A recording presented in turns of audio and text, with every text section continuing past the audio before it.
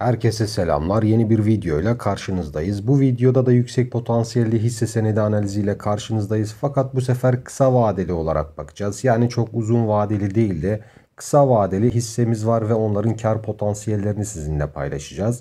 Daha önce baktığımız hisseler var aralarında ve çok yüksek potansiyelleri var ama biz kısa vadeli olan potansiyelinden bahsedeceğiz. Örneğin günlük grafiğimizi açacağız ve önümüzdeki bir 6 ayı geçmeyecek şekilde kısa vadeli olarak analizini yapacağız.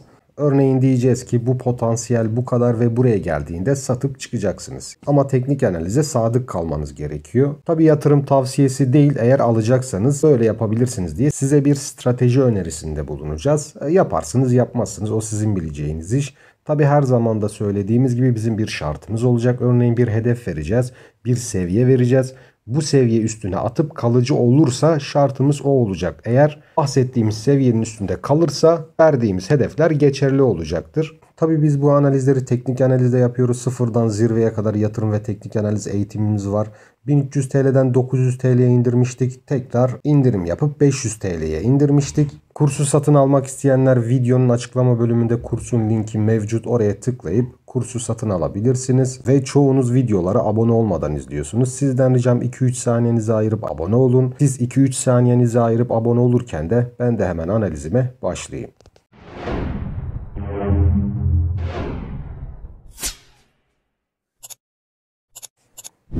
Evet, ilk hissemizin borsa kodu MMCAS. Bakın zaten sol alt köşede MMCAS diye yazıyor. Tabi bu şirkette küçük şirketlerden bir tanesi. Yani borsanın piyasa değeri en küçük ilk 15 şirketinin içinde bulunuyor. Tabi bunda güzel bir formasyon var, ondan bahsedeceğiz. Öncelikle bizim uzun vadeli hedeflerimiz var, ondan bahsetmeyeceğiz. Şu an kısa vadeli hedefimizden ve hedeflerden bahsedeceğiz. Kar potansiyelinden bahsedeceğiz. Daha sonra belki bununla ilgili de bir video çekeriz. Şimdi burada ne var? Burada bizim pembeyle gördüğümüz bir çanak formasyonumuz var. Oraya dikkat kesilmenizi rica ediyorum. Hatta bunları kaldıralım. Şimdi eğitim amaçlı tekrar sizin için çizelim. Burada ne dedik? Bizim bir çanak formasyonumuz var. Şurada bizim zirvemiz var. Çanak zirvesi olan 10-18 TL seviyeleri şöyle getirelim. Çanağımızı aşağı doğru şöyle çizelim. Daha sonra çanak zirvesini şöyle çizgimizi çekelim. Burayı da mavi yapalım. Evet, burada gördüğünüz gibi güzel bir çanağımız var. Bakın gördüğünüz gibi burada bir çanak var ve çanak destek seviyesi, çanak zirvesi dedik.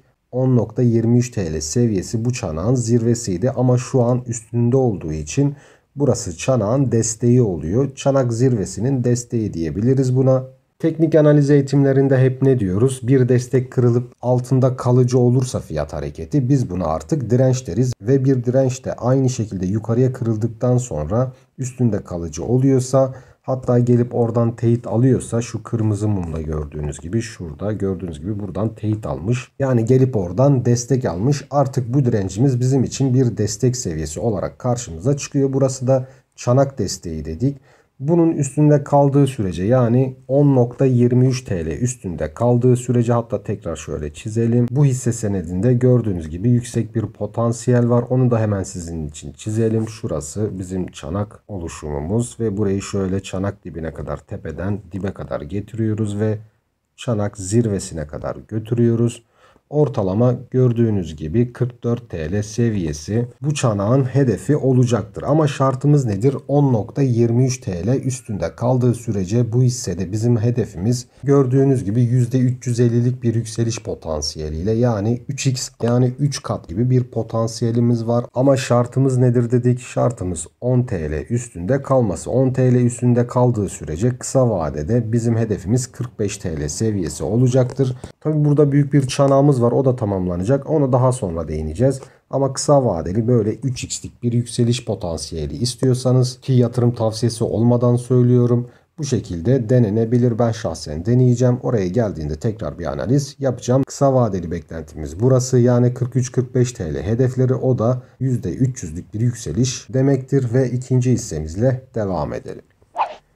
Evet, bir diğer hissemiz Bera Holding. Bera'da daha önce analiz yapmıştık. Bu şekilde bir kanal çizmiştik ve çanak kulp formasyonu çizmiştik. Hatta ne demiştik? 16 TL civarının üstüne çıkmadığı sürece ben şahsen bunu almam demiştim ki o zaman şuralardaydı. Yani 14 TL civarlarındaydı. Bahsettiğimiz şu seviyeye 16-17 TL seviyesine geldi. Üstüne çıktı.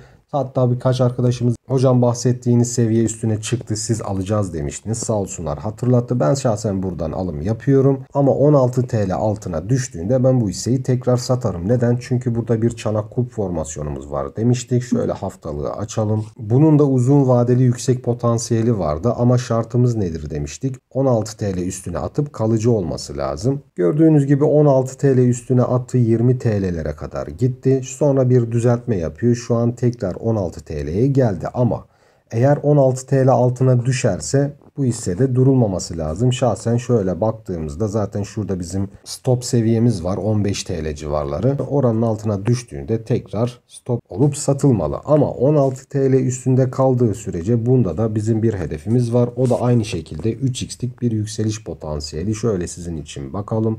Şu an 16 TL civarlarında.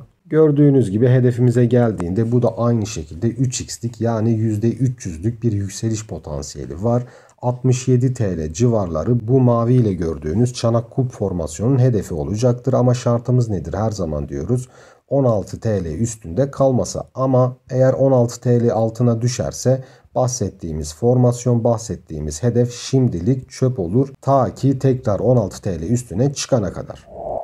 Bir sonraki hissemiz İzmir Demir Çelik. İzmir Demir Çelik her zaman analizini yaptığımız zaman söylüyoruz. 3 TL'den alıp şurada 6-7 TL civarlarında sattık. Daha sonra 5 TL'den alıp 8 TL'den tekrar satmıştık. Ve şu an tekrar toplamaya başladık. Neden? Şöyle sizin için çizeyim. Bakın burada turkuazla gördüğünüz bir filamamız var. Şöyle hatta şu çanağı kaldıralım. Burada turkuazla görüyorsunuz bir bayrak formasyonumuz var daha doğrusu. Bayrak formasyonunda şu an aşağı doğru sarktı, tekrar yukarıya çıktı. Hem bu gördüğünüz turkuazla yükselen ana trendin desteğine geldi. Onun için ben bir potansiyel gördüm ve onun için buradan da alım yaptım. Ve gördüğünüz gibi şurada 5.72 desteği var. Orası kırılmadığı sürece yukarı yönde hareketler devam edecektir. Tabi öncelikle bu filamanın yukarıya kırılması lazım. O da kırılma seviyesi 6.79 seviyesi. Buranın üstüne attığında yükseliş biraz hızlanacaktır. Ta ki 9 TL civarlarına gelene kadar. Şöyle hatta sizin için şöyle göstereyim. Filamayı görmeyenler şurada gördüğümüz filama sapı ve filama formasyonu bu şekilde görüyorsunuz. Bu filama formasyon hedefi 6.79 üstüne attığı sürece, attıktan sonra daha doğrusu ortalama 16 TL civarları olacaktır. Ama burada başka bir formasyon var. Ondan size bahsetmek istiyorum. Burada gördüğünüz gibi bunda da daha önce analizini yapıp sizinle paylaşmıştık. Burada bir çanağımız vardı. Aynı şekilde mavi ile gördüğünüz ve burada da bir kulp ihtimali var şu an. Şöyle sizin için çizelim. Bu kulp tabii ki 9.81 TL seviyesine geldiği zaman gördüğünüz çanağın kulp formasyonu da oluşmuş olacak. Ve burası oluştuktan sonra çanak formasyon hedefi şurada gördüğünüz gibi 9 TL üstüne atıp üstünde kalıcı olduğu sürece hedefimiz önce bayrak formasyon hedefi olan 16 TL, daha sonra çanak kulp formasyon hedefi olan 47 TL'ler olacaktır. Ama bunun için dediğim gibi 9 ve 10 TL üstüne atıp kalıcı olması lazım. İzmir Demir Çelik'te böyle bir yükseliş potansiyeli var ve gördüğünüz gibi de 3-4x'lik bir yükseliş potansiyeli var oraya kadar. Tabi bu hissenin de uzun vadeli bir analizi var kanalımızda. Çok daha yükseklerde olan yüksek potansiyeli verdiğimiz hedefi var ama biz şu an kısa vadeli hedeflerden bahsediyoruz. Kısa vadeli yükseliş potansiyellerinden bahsediyoruz. Onun için 9 TL üstüne atıp kalıcı olursa, hatta 10 TL diyelim. İzmir Demir Çelik'te de ilk hedefimiz, daha doğrusu ikinci hedefimiz çanak kulp formasyon hedefi olan 46 TL'ler olacaktır. Sizde de bu şekilde yükseliş potansiyelini gördüğünüz hisseler, altcoin'ler vesaire varsa mutlaka videonun yorum bölümüne yazın, analizini yapıp sizinle paylaşıyoruz. Videoların altına yazdığınız yorumların altına yazıyoruz. Ayrıca kısa vadeli de böyle potansiyeller varsa aynı şekilde videosunu çekip sizinle paylaşıyoruz. İlla uzun vade olması gerekmiyor. Gerçekten de güzel bir yükseliş potansiyeli varsa da videosunu çekip sizinle paylaşalım. Bu arada kanalımızın katıl butonu açıldı. Kanalımıza üye olup birçok ayrıcalıktan yararlanabilirsiniz. Detaylı videoyu sağ üst köşeye koyacağım. Oradan detaylara ulaşabilirsiniz. Kanalımıza abone olmayı unutmayın. Sonraki videolarda görüşmek üzere.